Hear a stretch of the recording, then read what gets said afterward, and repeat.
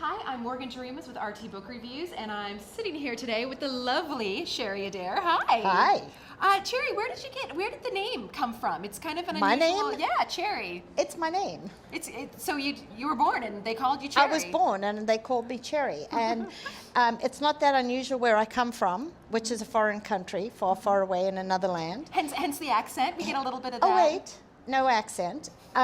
Yes. So I come from a land far, far away, and the name is not that uncommon. So when I came here, people said, oh, no, that's not a good name to have. And I said, it's my name, and that's the name I have. Right. And I can spell it now, so I'm sticking with it. You're gonna work that name I'm gonna out. work it. I'm sticking with it. I actually thought when I reached about 35 that I'd change it because it was kind of silly. And then by the time I was 35, I just went, okay, fine. I need to move on with this because I'm not going to change it. That's just you. You're Cherry. Yes, that's who I am. Yeah. Yes. Well, let's talk about your books. Now Yes. you're writing in romantic suspense, and Yes. your books are so outrageously, adventurously, fantastically. Yeah.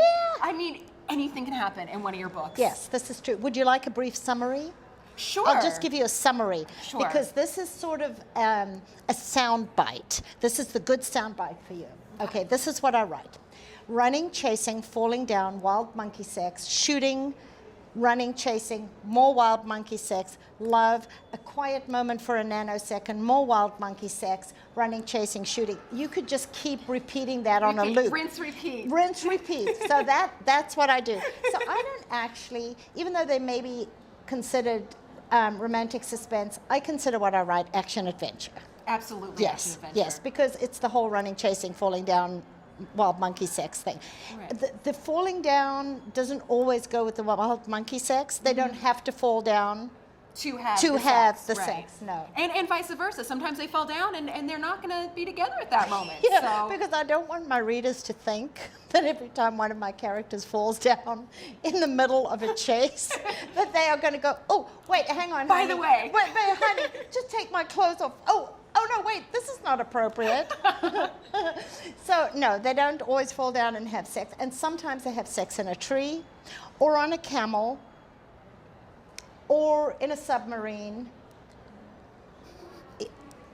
You never know. You never know. You never know when the mood's going to strike. Yeah, well, I know when the mood's going to I know when the mood's going to strike, but my characters don't always know when the mood's going to strike. So, yeah, the falling down is not a clue. Well, I won't ask you about your own, personal life. So we'll leave the wild monkey sex out of it. But the adventurous part of it, your characters often they travel a lot. Yes. I'm imagining you not getting in so many gunfights. But do you do some of Not the a more lot. adventurous things, the climbing, the diving? Yes, let's say I do. Okay. Let's just Okay. say I do. Can I too? Can I say that I do too? Go for it. Okay, this is how I feel about it. There's a difference between tourists and travelers, okay? A tourist likes to go to a nice hotel, clean sheets, room service that doesn't close at midnight. Okay, camping to me is room service closing at 10, okay? I'm in the wilds of some foreign land, okay? That's a tourist. A traveler is somebody who goes to Venezuela and doesn't mind that they're going to be chewed on by bugs and that their sheets have been slept in by 19 other people in the last 10 years and there's no room service and you're lucky to get like fresh water. I am definitely a tourist, okay? I don't want to eat that weird food. I don't want to even actually smell the weird food. I don't like bugs. I don't want to itch. I want to know that I can walk across a carpet and not pick up any travelers on me. So let's fake that I'm a traveler, Okay. but really I'm a tourist. So I write books for people like me who don't want to scratch. You see, when you read my books, you don't itch. No. No, nobody itches when they read my books. And no gunshots, There are no no- explosions in real life. In the books, yes. Yes. But not Yeah, in your life. Yeah, no. So loud noises I'm not fond of, but I give them to my characters. Bug bites, give to my characters. Gunshots, characters. Falling into weird lakes with things in them. Characters. And of course, because the fact is that the wild monkey sex is always outrageously fantastic. Fiction, okay? Fiction. We know that it's not always that fantastic, but I make it fantastic for my characters so we can go, oh, this, it should be like this. It could be like this. If I was in a Venezuelan jungle or on a ship, bound for the Caribbean in Cutter Cay. Yeah, it could be. Oh, by the way, so Cutter Cay, talking about it. New series. Awesome. I'm having so much fun with the series. But I must tell you that somebody said to me the other day, so you're writing this book, the series, what is this? And I said, Cutter Cay. And she said, what language is that? And I said, Cutter Cay. And she said, I know, it's like kind of a European word. And I said, it's English, I think. I thought it was English. So yes, so it's Cutter Cay. And the first 3 books are the brothers that are going to start this, but it's going to go on. So Zane is the youngest brother. He's in Undertow. And the 3 brothers own an island called Cutter Cay in the Caribbean.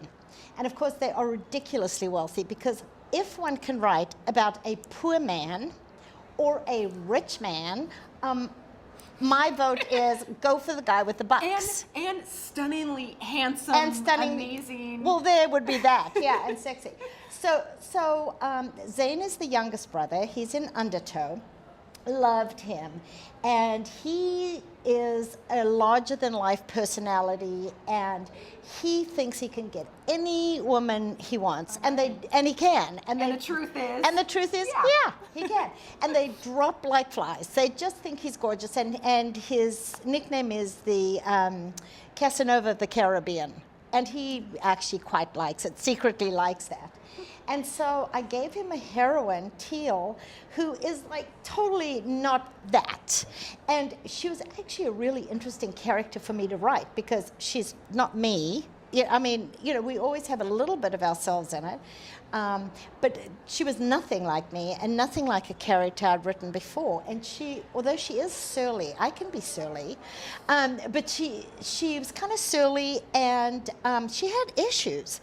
And so Zane is not used to somebody not falling at his feet going, ooh, yay, yum, because she just repels him.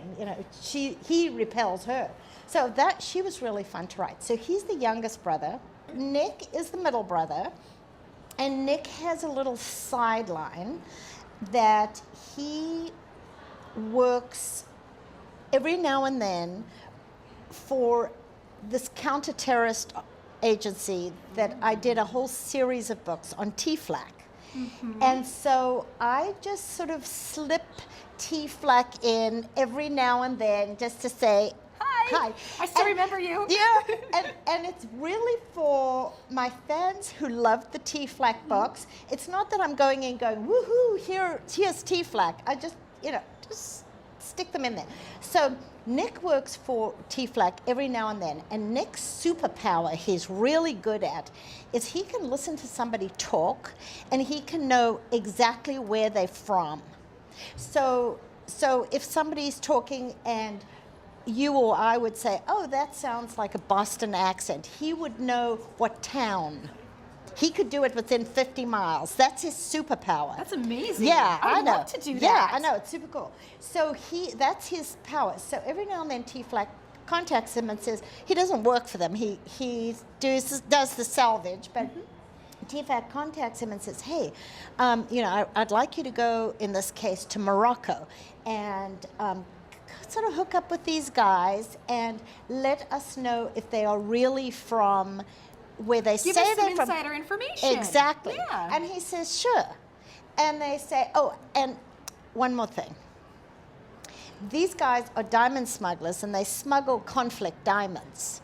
And they're looking for somebody that will transport the diamonds to America so that they can infiltrate the diamond trade. And they say, we need to keep a tight rein on this. So once you've made contact, would you be the guy that would carry the diamonds onto the ship? And not be Nick Cutter, but be somebody else, be somebody local. So he does that. And he's sitting in a Moroccan bazaar, having lunch with these two bad guys who are armed and loaded to the teeth. And he is in this other persona, and he's negotiating to carry these uncut diamonds onto his ship, right? And then he's going to go back to being Nick Cutter on his ship. And he sees across the bazaar this gorgeous woman coming toward him, and he goes, oh man, she's exactly my type, which is weird in a Moroccan bazaar. What is, she's not anywhere that she should be. And she comes up and she says she's trying to get on board the Scorpion, which is Nick's ship. And he goes, wait a minute, come on. I don't believe in coincidence. So he's very rude to her, blows her off, and his ship is in that harbor. But he knows that he's leaving that night, and, whoever she is. But he recognizes her, and she is the princess from this little Italian island. And he knows this because he knows. He hears, and he hears her accent, but she's been in the press. Mm-hmm. The next one is Logan, and he is the oldest brother, and his ship is called the Sea Wolf. And so he is near Peru. Mm-hmm. And while he's looking for his shipwreck, and he's going this way, and really it's this way, and he finds a naked woman in the water who, I can't tell you. I can't tell you that. Okay. You can't tell us, but just know Vortex will be the third. Vortex will be the third. The third book. And there's a naked woman in the water, but she's not supposed to tell us that. Yeah, well, no, that's not the secret. And then in Undertow, Logan, the oldest brother, gets a call and says, our lawyer just called, and he says some guy is claiming to be our long lost brother, and he's coming to the island to meet us. Yeah. So this is definitely going to be ongoing then. Yeah, I want it to be. I really want it to be. I mean, unless readers go, oh my God, I hate this and I never want to read it again. Trust me, you're not going to say that. Yeah. So, but I'm really excited about it. It's so much fun. It's a lot of fun. Somebody once said to me, okay, how are you going to do a whole series of boats where they're doing treasure hunting, which means, they're under the water, and so what are you going to keep repeating yourself? They're going to, there's a shark attack, and there's a, something's going to blow up underwater, and, they keep diving, and are you going to repeat yourself? And I go, not really, because basically it's a running, chasing, shooting, falling down, wild monkey sex on a boat. So some have got obviously it's diving and they're going to bring up treasure, but that's really not the main focus. You know what this is?